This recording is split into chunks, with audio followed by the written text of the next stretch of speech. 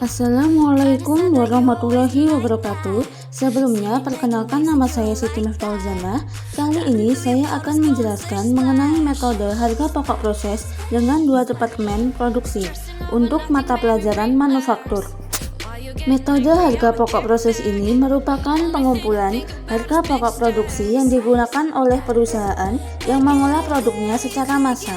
Jadi, di dalam metode ini, biaya produksi dikumpulkan prosesnya dan tentu saja untuk jangka waktu tertentu. Supaya apa? Kita bisa menghitung berapa biaya produksi per satuannya. Kemudian, ini ada karakteristik metode harga pokok proses di perusahaan massa. Perusahaan yang memproduksi secara massa ini, biasanya produk yang dihasilkan itu produk yang standar. Artinya, produk yang dihasilkan dari bulan ke bulan itu sama.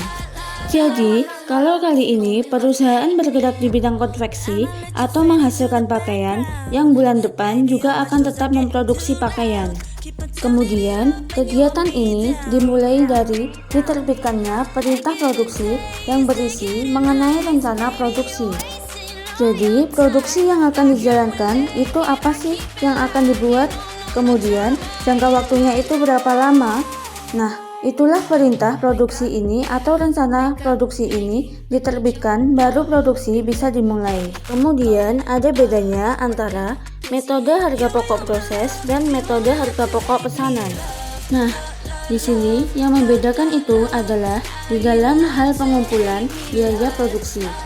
Lalu, perhitungan harga pokok produksi per satuan, penggolongan biaya produksi, dan unsur biaya yang dikelompokkan dalam biaya overhead pabrik.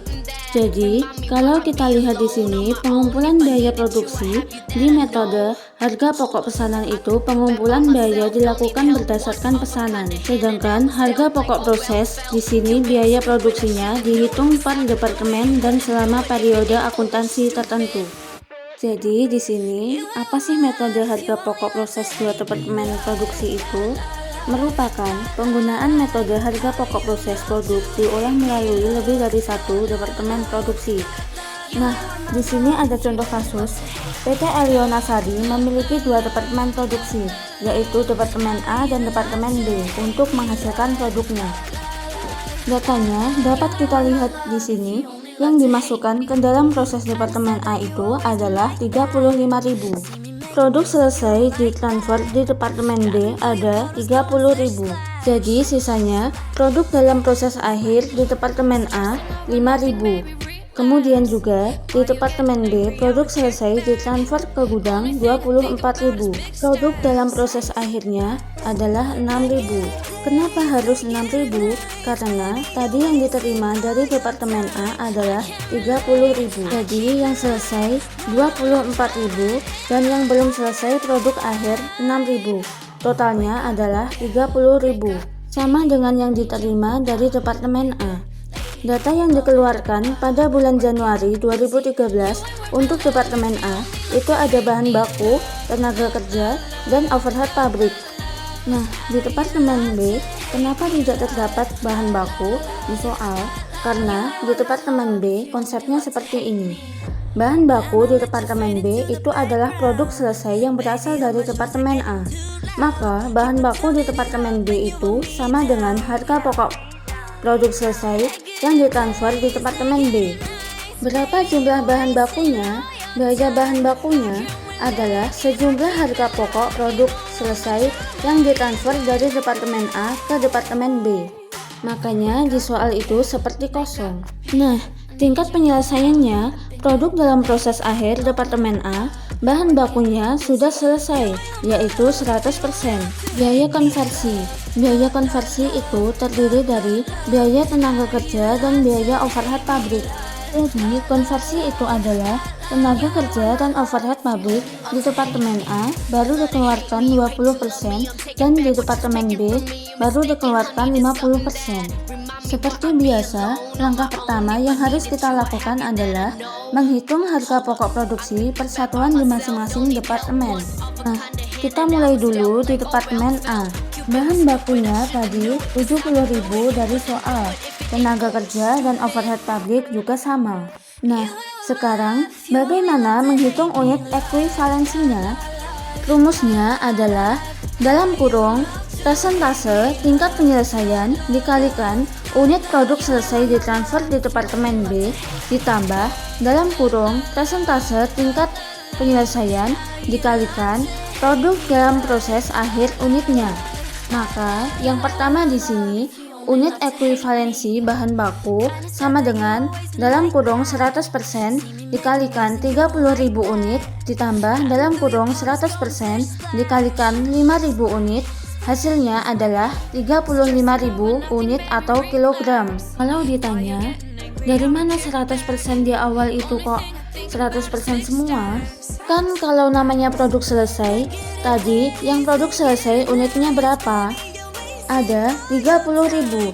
Dianggap dia produk selesai ditransfer di Departemen B. Maka kalau sudah selesai artinya sudah tidak membutuhkan lagi tambahan bahan baku, tenaga kerja, dan overhead pabrik. Langkah berikutnya menghitung biaya produksi per satuan, tinggal membagi total biaya dengan unit ekuivalensi. 70.000 dibagi 35.000 unit sama dengan Rp2 per unit. 155.000 dibagi 31.000 unit berarti Rp5 per unit. Dan 48.000 dibagi 31 unit sama dengan Rp8 per unit.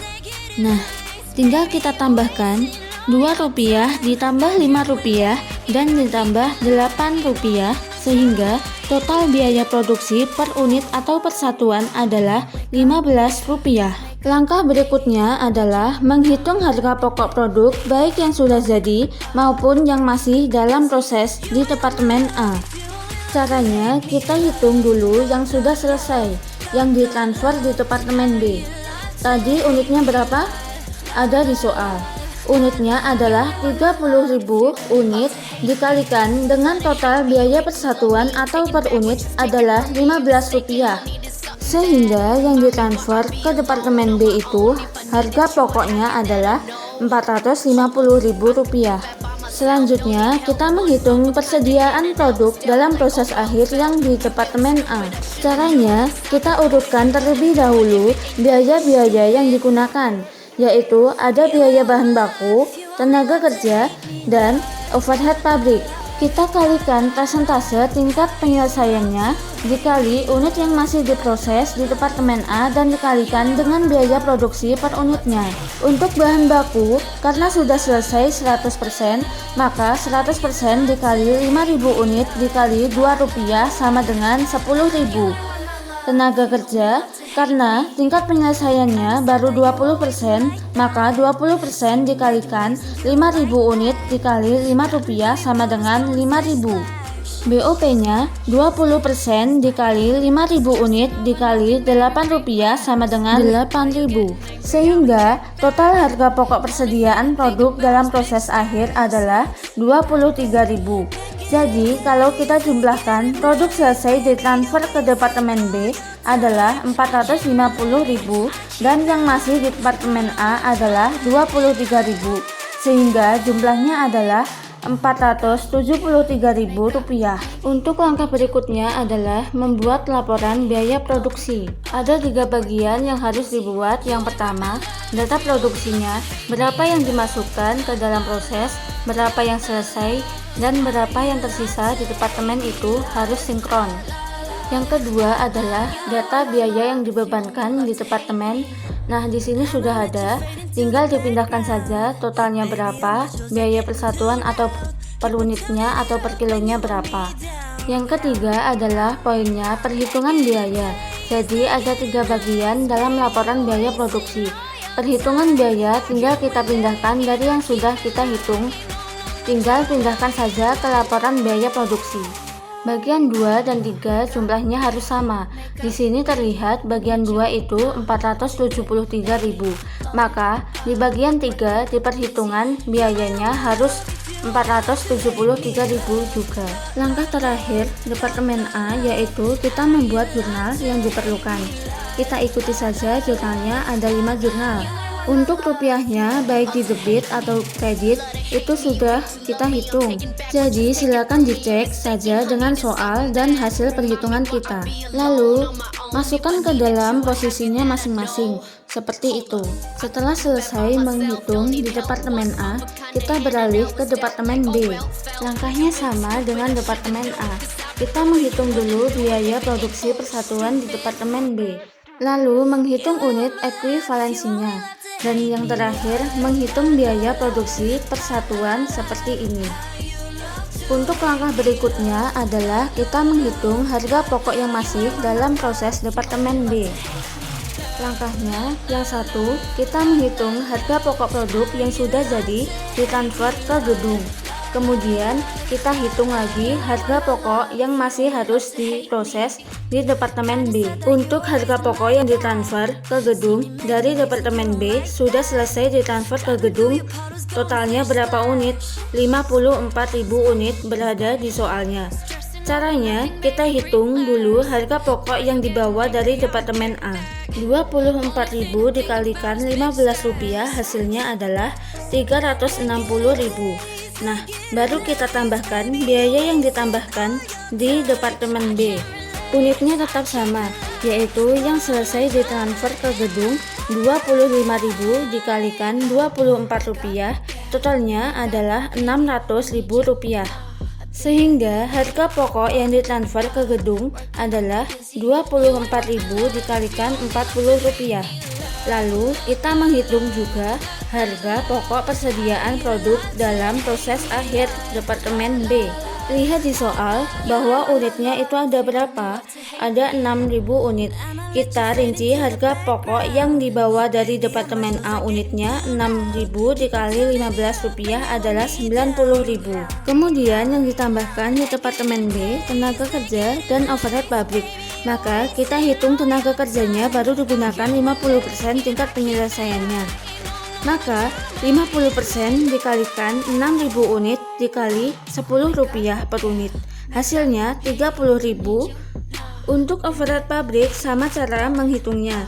50% dikalikan 6.000 unit dikali 15 rupiah sama dengan 45.000. 30.000 ditambahkan 45.000 sama dengan 75.000. Jadi dari departemen A di bawah 90.000 ditambah departemen B 75.000, totalnya adalah 165.000 harga pokok produk dalam proses air di departemen B.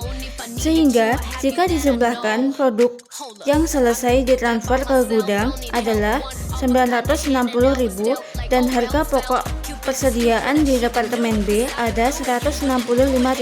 Sehingga jumlah biaya produksi komutatif di departemen B adalah 1.125.000. Untuk langkah berikutnya adalah kita harus membuat laporan biaya produksi dari departemen B. Laporan biaya produksi terdapat 3 komponen, yaitu data produksi yang dikeluarkan serta bagaimana caranya menghitungnya. Sebetulnya, tiga-tiganya tinggal kita copy paste saja dari data-data yang ada dari soal dan dari hasil hitungan kita.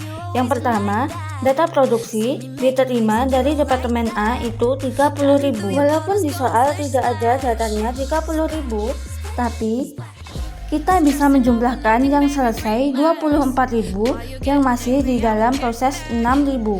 Berarti diterima departemen A itu 30.000. Kedua, biaya kumulatif yang dikeluarkan. Biaya kumulatif ini bisa ditambahkan dari departemen A sudah dibawa itu 450.000, sedangkan dari departemen B itu hanya ada tenaga kerja dan overhead pabrik. Tenaga kerja 270.000, overhead pabrik 405.000, sehingga 450.000 dari departemen A ditambahkan dengan 270.000 dan 405.000, totalnya adalah 1.125.000. Begitu juga dengan biaya per unitnya. Bagian 3 kita tinggal copy paste dari hasil perhitungan yang sudah kita buat. Total yang tadi kita hitung adalah 125.000. Bagian 2 dengan bagian 3 harus pas jumlahnya. Jadi di sini sudah pas juga jumlahnya. Kalau tidak pas, berarti ada kemungkinan terjadi kesalahan. Untuk langkah terakhir di departemen B adalah kita membuat jurnal. Sama ya jurnalnya dengan yang sudah kita buat di departemen A. Silakan diikuti saja, akunnya diikuti saja, jumlah debit dan kreditnya silakan dicek di hasil perhitungannya yang disesuaikan. Nah, sekian untuk materi kali ini, semoga bermanfaat. Terima kasih. Wassalamualaikum warahmatullahi wabarakatuh.